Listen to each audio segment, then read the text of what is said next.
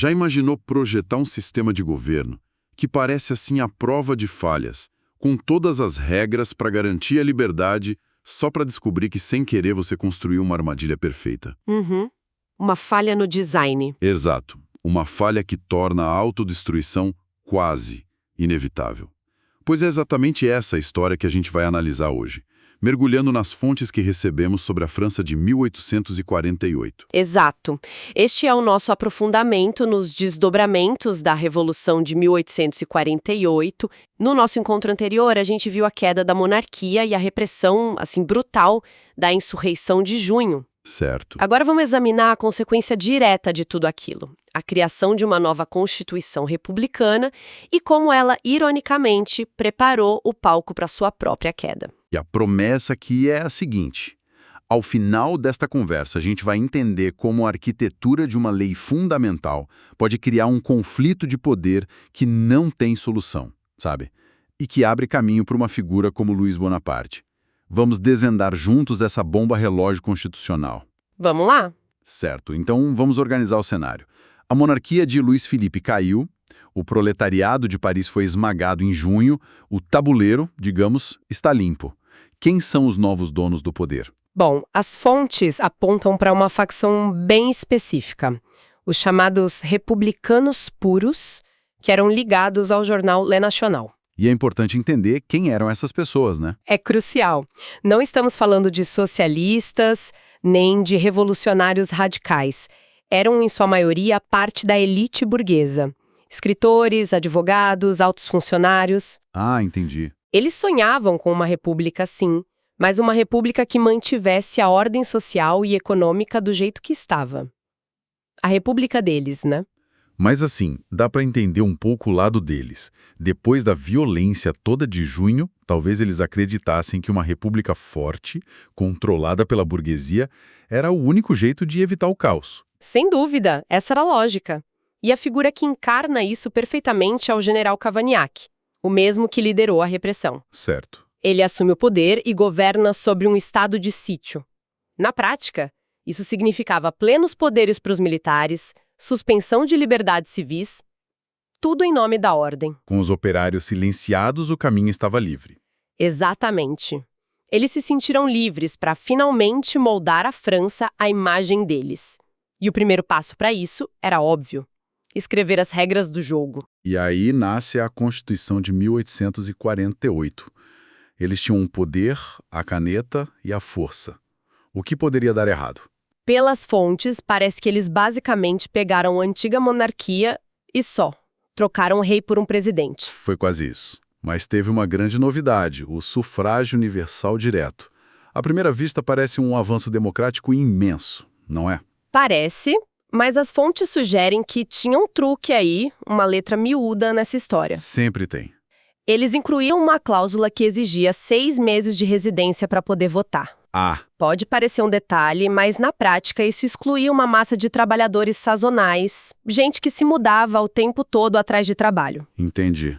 É uma forma sutil de manter o controle do eleitorado. Exato. Mas o problema mais profundo, a falha que as fontes descrevem de forma quase poética, não estava nesses detalhes, estava na estrutura, no coração do sistema. Certo. O autor que a gente analisou chega a comparar Constituição a Tétis, a deusa grega que deu à luz Aquiles, uma criação poderosa, quase invencível. Mas com um único e fatal ponto vulnerável, o famoso calcanhar de Aquiles. E qual era o calcanhar de Aquiles dessa Constituição? Era a divisão de poder entre duas cabeças gigantescas, duas forças com a mesma pretensão de soberania: a Assembleia Nacional Legislativa e o Presidente da República. Nossa, mas isso é uma falha de design quase inacreditável. É. Eles estavam tão focados em não ter um rei que acabaram criando duas fontes de poder que não podiam coexistir. É como tentar ter dois sóis no mesmo sistema solar. Perfeita analogia. A colisão era inevitável. Sim. De um lado, você tinha a Assembleia Nacional. As fontes descrevem ela com palavras fortíssimas: onipotente, incontrolável. Indissolúvel. Isso. Eram 750 representantes eleitos pelo sufrágio universal. Ela não era só um parlamento, ela era a nação, em teoria. A vontade do povo transformada em lei. Um corpo coletivo. Exato, uma vontade que as fontes descrevem como metafísica, meio abstrata. E do outro lado, o presidente. E aqui está o ponto crucial. Qual? Ele não era um mero primeiro-ministro, uma figura cerimonial. Ele tinha todos os atributos do poder real. Comandava o exército, nomeava e demitia ministros, tinha o poder do perdão, Tudo isso mas a sua maior força vinha de outro lugar. da sua eleição, claro. Precisamente. Enquanto cada deputado representava um pedaço do país, um distrito, o presidente era eleito por toda a nação. Ah, faz sentido. O voto nele concentrava a vontade de milhões de pessoas em uma única figura. Ou seja, o presidente tinha um cheque assinado em branco por milhões de eleitores. A Assembleia, por outro lado, tinha 750 assinaturas diferentes. O poder do presidente era pessoal, direto. O da Assembleia, difuso. E no fim do dia, as pessoas se conectam com uma pessoa, não com um comitê de 750. Exatamente. Então a Constituição basicamente colocou no mesmo ringue 2 lutadores, ambos com o título de campeão do povo, e disse: se resolvam. Um deles teria que sair de cena. A arena para a briga estava pronta. A pergunta que fica é: quem seria o primeiro a entrar nesse ringue com a coragem de desafiar a Assembleia? E a resposta veio em 10 de dezembro de 1848. E não foi, de forma alguma, quem os arquitetos da Constituição esperavam. Imagino que não. A eleição presidencial marca o fim do domínio de Cavaignac e dos republicanos do Le National. E o vencedor, de forma esmagadora, foi Luiz Bonaparte, o sobrinho de Napoleão. O nome por si só já tinha um peso absurdo. Mas a eleição dele não foi só pela nostalgia do Império, certo? As fontes indicam que foi algo muito mais complexo. Muito mais. A eleição dele foi, acima de tudo, uma reação de múltiplas classes descontentes. O grupo mais significativo, assim, foram os camponeses. Por quê? Eles se sentiram traídos pela República, que, para pagar as contas da Revolução de Fevereiro, criou um novo imposto que recaiu pesadamente sobre eles. Para o camponês, a República significava mais impostos. E o nome Bonaparte significava o quê para eles? Significava o oposto, o fim dos impostos, a glória do império, a proteção da pequena propriedade, a ordem. Era um voto de memória, sabe? Uma aposta de que o sobrinho restauraria a era de ouro do tio. Mas não foram só eles. Não mesmo. Quer dizer, então, que ele foi o voto de protesto universal. Todo mundo que estava infeliz com aquela república burguesa viu nele uma saída. Exatamente. Os proletários, que foram massacrados em junho, votaram nele contra Cavaignac, o seu carrasco. A pequena burguesia, endividada, votou nele na esperança de um salvador econômico. E a alta burguesia? Até a alta burguesia monarquista votou nele, vendo-o como uma figura mais maleável, um primeiro passo para talvez restaurar o trono. Cada classe votou em Bonaparte pelo que ele não era. Ele não era o republicano do Le National. Isso. Ele era a negação de tudo aquilo. Que virada de jogo. Os criadores da Constituição assistem ao seu maior inimigo em potencial ser eleito para o cargo mais poderoso que eles mesmos criaram. E agora? Bonaparte vai governar com eles? De jeito nenhum. A dinâmica de poder se inverte completamente. Ele forma um ministério, mas não com os republicanos. Ele se alia aos inimigos deles. Com quem? Ele nomeia um gabinete liderado por Odilon Barrot, uma figura de destaque do chamado Partido da Ordem. Espera aí, Partido da Ordem, o nome é bem irônico, não? Porque, pelo que eu entendi das fontes, eles queriam a velha ordem, a monarquia. Exatamente. O Partido da Ordem era uma grande coalizão de conveniência. Uma aliança improvável. Totalmente. Eram as duas facções monarquistas, os legitimistas, que queriam a volta da dinastia Bourbon, e os orleanistas, que apoiavam a dinastia que tinha acabado de ser derrubada. Eles se odiavam, Mas se uniram. mas odiavam ainda mais a República e principalmente qualquer coisa que cheirasse a socialismo. Então se uniram a Bonaparte para usar a República contra os próprios republicanos. É a raposa tomando conta do galinheiro. E como eles começaram a atacar a Assembleia Constituinte, a criadora de tudo isso? Me dá um exemplo concreto dessa sabotagem. O exemplo mais claro citado nas fontes é a expedição a Roma. Certo. A Constituição, no seu artigo 5º, proibia a França de usar suas forças contra a liberdade de outro povo.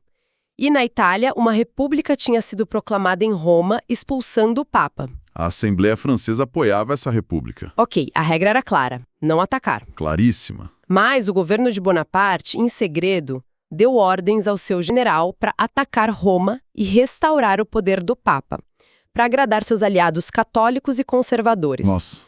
Eles violaram a Constituição de forma flagrante. Quando a Assembleia descobriu e protestou, o governo usou de manobras, mentiras, adiamentos, tudo para escapar da responsabilidade, esvaziando completamente a autoridade do parlamento. Mas como eles fizeram isso debaixo do nariz de 750 deputados? Ninguém percebeu a tempo? Isso mostra uma ingenuidade ou uma fraqueza absurda do parlamento, não acha? Mostra as duas coisas. Mostra que a Assembleia estava perdendo o controle da situação e que o Poder Executivo, com o controle do Exército, da burocracia, já operava numa realidade paralela, ignorando o Legislativo. A criatura se voltando contra o Criador. Exato. A criatura, o presidente, estava se voltando violentamente contra seu Criador. O fim da Assembleia Constituinte era apenas uma questão de tempo. E o fim, pelo que as fontes descrevem, foi meio melancólico, né? Quase patético. Não foi um grande ato heróico de resistência. Longe disso. Bonaparte e o Partido da Ordem lançaram uma campanha para desacreditar a Assembleia. Organizaram petições populares pedindo sua dissolução, fizeram pressão militar, cercaram o prédio com tropas. Que humilhação. Total. A Assembleia, que se via como centro do universo político francês, foi esvaziada de poder, humilhada e forçada a marcar a data do seu próprio fim. É o fim de um ciclo. A república que nasceu, em fevereiro, se consolidou na repressão de junho e que escreveu suas próprias regras, agora morria pelas mãos do homem que foi eleito sobre essas mesmas regras. E o desfecho é profundamente simbólico. O autor que estamos analisando encerra essa parte como uma imagem muito poderosa que diz tudo. Qual imagem? Ele afirma que a Constituição de 1848 não foi derrubada por uma cabeça coroada ou por um grande golpe de força. Ela caiu ao simples toque de um chapéu.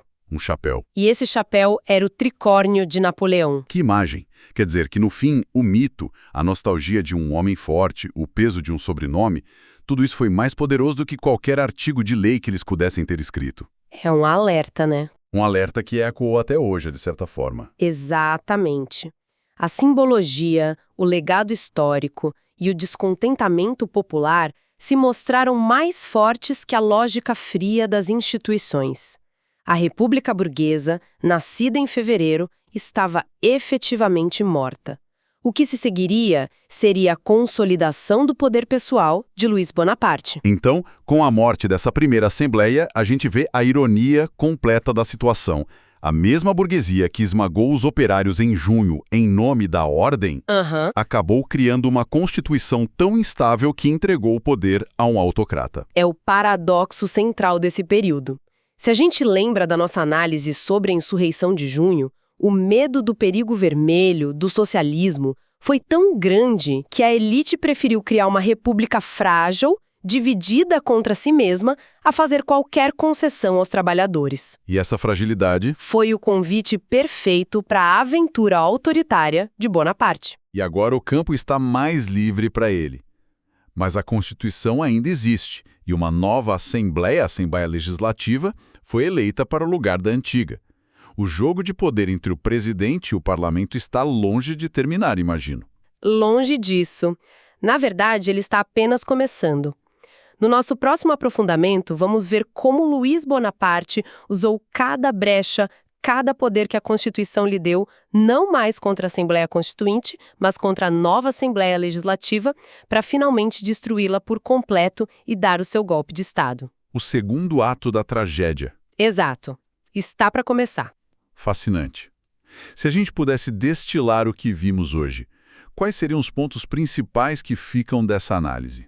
Acho que o primeiro e mais óbvio é que a arquitetura do poder importa, e muito.